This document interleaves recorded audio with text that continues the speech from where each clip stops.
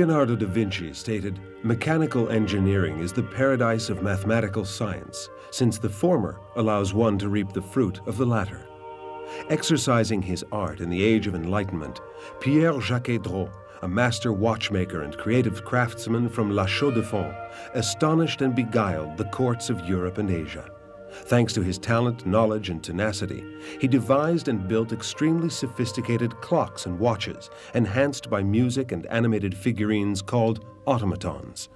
Assisted by his son Henri-Louis, an artist, musician, and brilliant mechanical engineer, as well as Le Chaux, who became their associate, Jaquet Droz produced automatons heralding a great victory, the triumph of the human mind over the forces of matter. Pioneers in algorithmic calculations, their creations gave shape to a dream, that of man flying high above the plains, diving to the ocean depths, or bursting through space.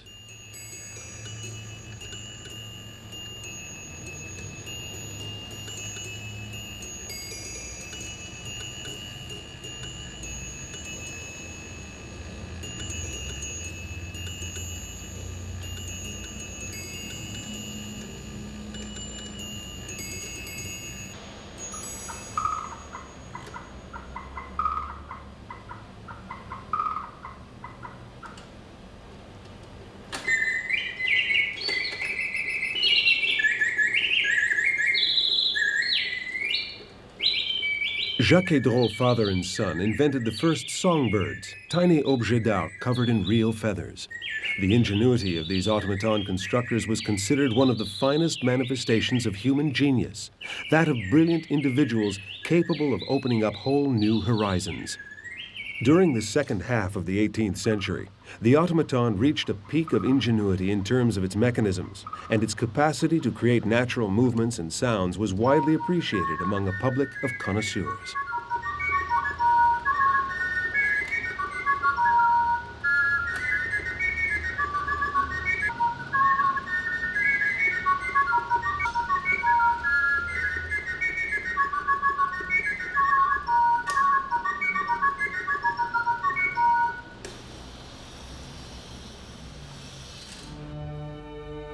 To fit a songbird in a watch, Pierre Jaquet Droz invented a whistle with sliding pistons, enabling one to modulate the song of the bird with a single flute, as in this rare piece presented in London in the 1780s. Jaquet Droz innovated in the field of automatic winding, and together with Breguet and Perlet, began creating perpetual watches known as montres à secousse. While its owner walks, the oscillations of the inertia block gradually wind the spring thanks to a click system. On the advice of the governor of Neuchâtel, Lord Keith, Pierre Jaquet Droz decided to travel to Spain to present his clocks. On April 4th, 1758, Jaquet Droz left La Chaux-de-Fonds for Madrid, a journey that would take 49 days. This risky and sometimes dangerous adventure culminated in a result worthy of the undertaking. After 3 months spent awaiting an audience, he met King Ferdinand VI and presented his works, of a type similar to this rare amphora-shaped clock with an in-passing striking mechanism. Jaquet Droz was indeed the first to introduce the shaped movement. A short while later, the king rewarded Jaquet Droz with 2,000 gold pistols, a sum which, upon his return to the Neuchâtel Mountains, gave him the means to pursue his art to even higher peaks of achievement. From 1773 onwards, more innovative and trend-setting than ever, the Jaquet Droz presented increasingly sophisticated automatons, culminating in the creation of the 3 androids, the writer, the draftsman, and the musician.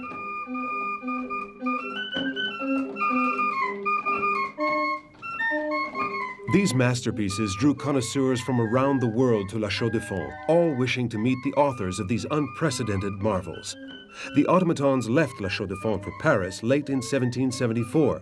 They were to be presented to King Louis XVI and Queen Marie Antoinette in 1775, and subsequently in the major European courts. The most complicated of the 3 automatons, the writer, uses a goose feather to form the downstrokes and upstrokes characteristic of the fine handwriting of a Neuchâtel lawyer. Jaquet Droz used ingenious and consistently elegant constructions within an extremely limited volume. The word disc contains the letters of the sentence to be written and controls the cam cylinder. 3 cams per letter, 2 to draw the letter and 1 to press with varying degrees of strength on the quill and execute the downstrokes and upstrokes. 2 horological movements drive the letter disc and the cam cylinder. Tremendous precision is required to guide the movements of the heavy cylinder. Some of the 6,000 parts making up the writer, such as its mechanical memories, already provide a foretaste of the computer.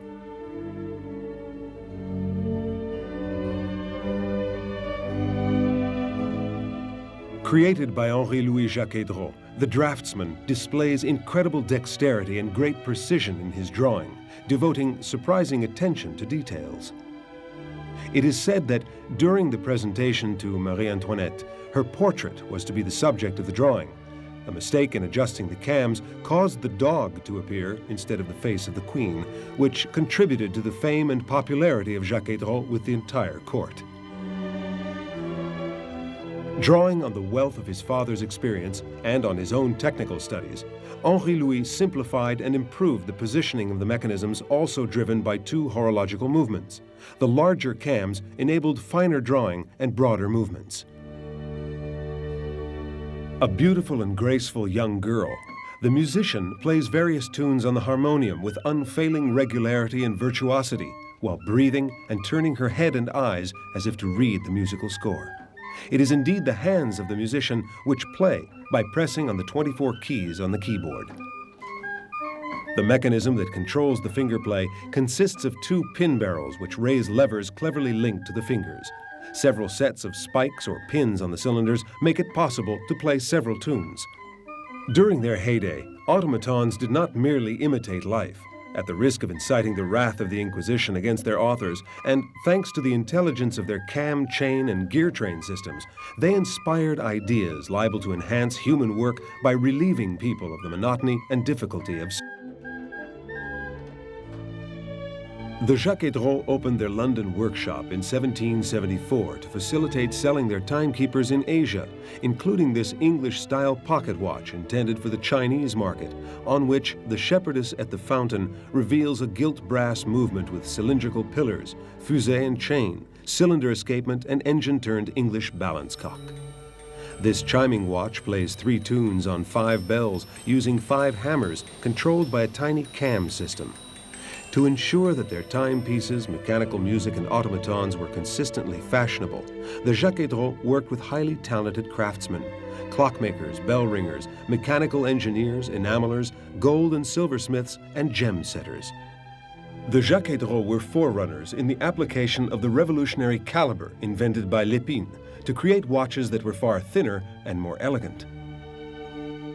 They also adopted the pump winding system. The excellence of the Jaquet Droz is clearly visible in the decoration of sumptuous watches, a field they even developed further when opening their Geneva workshop. The translucent enamel over an engine-turned base is adorned with tiny gold paillonné decoration, an operation calling for great dexterity.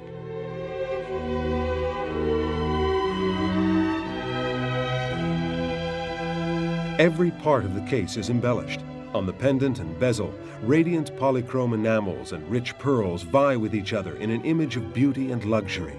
At times, the translucent enamel is inlaid with a floral split pearl motif around a miniature landscape sculpted in ivory, or it plays with the light and the engine-turn decoration by means of the ever-surprising flanqué technique. Between 1760 and 1790, the Jaquet Droz used neoclassical decorative themes linked to antiquity and pastoral scenes in the form of miniature enamel paintings. The artistic dimension is on a par with the difficulties facing the enameler, who is confronted with many surprises during the successive firing operation. The amorous scenes within a pastoral setting were greatly appreciated, and the art of enameled miniatures was frequently associated with translucent enamels. The theme of love inspired numerous case decorations.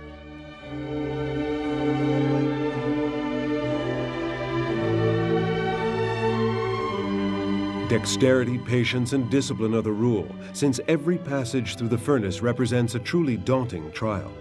Encircled by a paillonné frieze pattern, the monumental flower vase of this perpetual watch is set amid a landscape painted on translucent enamel.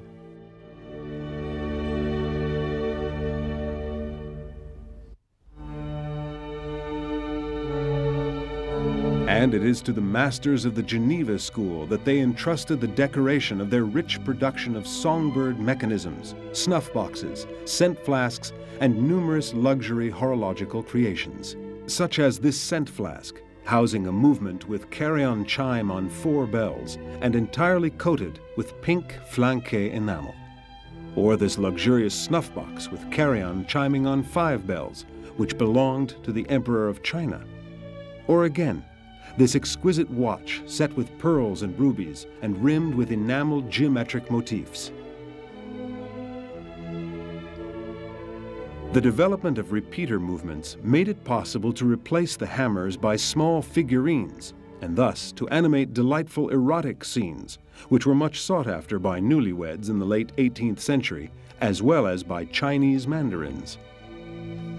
Representing full-fledged miniature and often highly complex automatons, the erotic watches produced in Geneva were in great demand in Asia, before being officially forbidden by the Church and almost entirely destroyed, hence their current rarity. This regulator with center seconds, calendar, and counter testifies to the early enthusiasm for the self-winding watch. With its center seconds display, this watch with oval case further illustrates the inventiveness of the Jaquet Droz, who were the first to introduce this shape for the Chinese market, and the first in Switzerland to use the Lépine caliber in their movements, shown here entirely engraved with stylized foliage. Entitled La Lettre d'Amour, the enamel-painted medallion is rimmed with a double roll of paillons, or spangles, on an imperial blue translucent enamel, itself applied to a guilloché gold base. As one of the first watchmakers to use the paillonné decorative effect, Jaquet Droz made a signature feature of these tiny gold or silver spangles cut out to enhance enamels.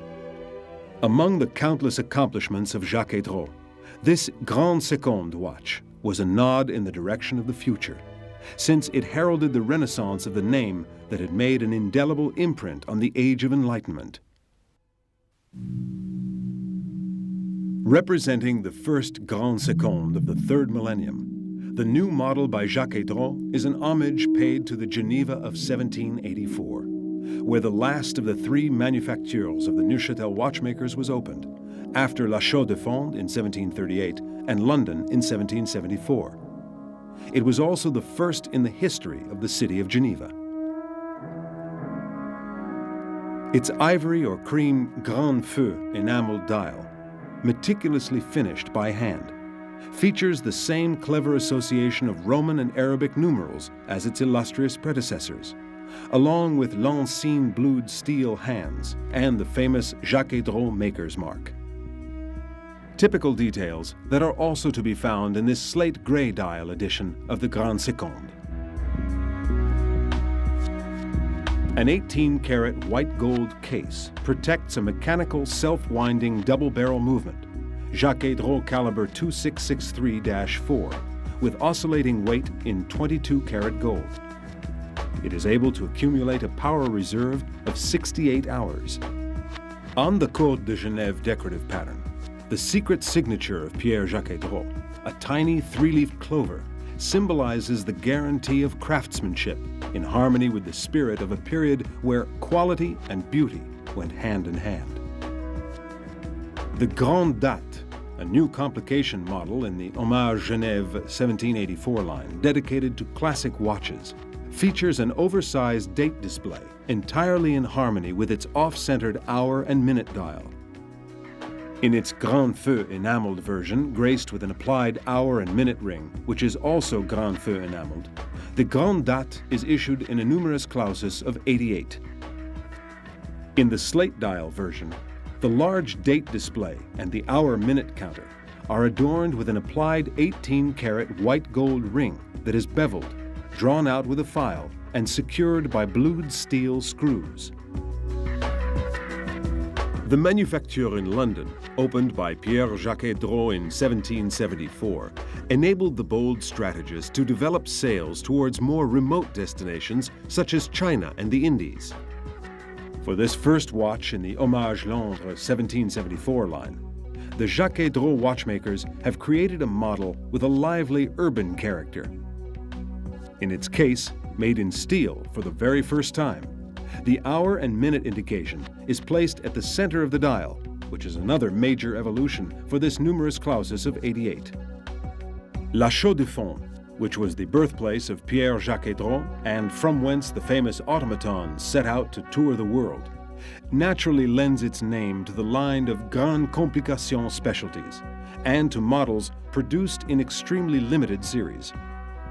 Les Lunes by Jaquet Droz features a unique moon phase display, which does not hide behind an aperture, since the symbols appear on the dial at all times, including waxing and waning phases. Only a retrograde hand moves to indicate the moon phase at the center of the guilloché silver dial. The complete calendar of the mechanical self-winding movement also indicates the date, day, and month. In its Grand Feu enameled version, Les Lunes is issued in a numerus clausus of 88. Travel was an integral part of the life of Jaquet Droz, and Les Deux Fuseaux model is intended for people who, like him, have several times in their life. The reference time is displayed on an off-center dial at 12 o'clock, combined with a 24-hour indicator to distinguish between day and night. And then comes local time with the center hour and minute indication combined with a date window at 3 o'clock. Another fine tribute to La Chaux-de-Fonds 1738.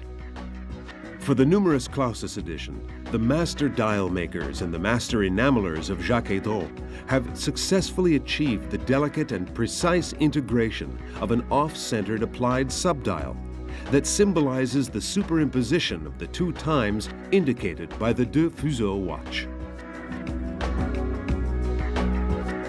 Jaquet Droz would have loved Les Douze Villes, having himself set out to conquer the world by presenting his watches, songbirds, and automatons.